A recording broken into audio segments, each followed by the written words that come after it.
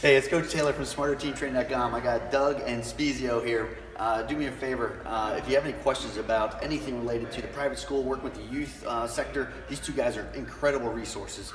Do me a favor, how important is it to actually have a great communication, great relationship with the strength department as an athletic trainer?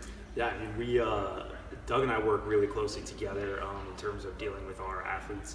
A lot of times they'll end up starting with us, and we get to integrate them back over into sports through Doug and our strength and conditioning department. Plus, Doug and I talk a lot about injury prevention to begin with. What can we be doing better? We're looking at our athletes, we're evaluating our athletes all the time, and we're taking a look at what our deficits are. What deficits do we have? What risk factors do we have that we can start working on? And we kind of translate that into seeing how many, if we can get fewer kids even in to see us because they're doing the programming with Doug. After that, rehab, we can work through us, progress them into a weight room. The beauty of having a facility like we have here is the fact that we can utilize that for strength and conditioning and for rehab purposes as well, and not just that. But bridging the gap between strength and conditioning and athletic training is of the utmost importance in terms of a full sports medicine team. Yep. Yeah, again, you brought it up, man. Brand new facility here, outstanding. Top to bottom, this thing is not missing a thing.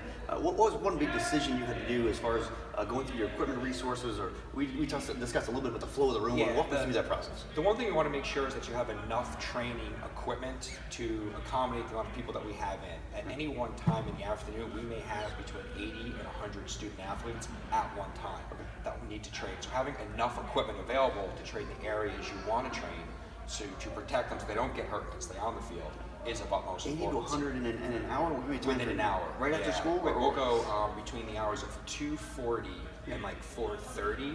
We'll see between about 120 kids. Wow, okay. A bulk of that comes in the 2:40 to 3:30 range, and then we'll have smaller teams coming in after that. Because as it works out, every team practices at the same time.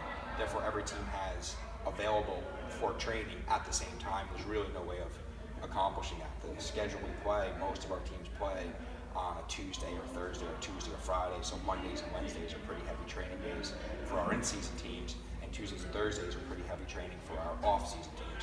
So that's how we accomplish that. But having enough equipment and space available is really important. And if you walked into the room, the first thing you would see in the display are our neck machines. We have 6. With that many people coming through, exposed to athletic contact, the chance of getting concussions are great. We want to be strong and protected as possible. We want to make sure we have enough equipment to train the hips and lower body. We use hip presses, squat programs. We have 10 racks and platforms where we do our squatting and our deadlifting and our pulls from, to stabilize the low body and the knee joints to make sure that's stable. And then making sure we have enough access and exercises for pushing and pulling for the upper body. Dumbbells, barbells.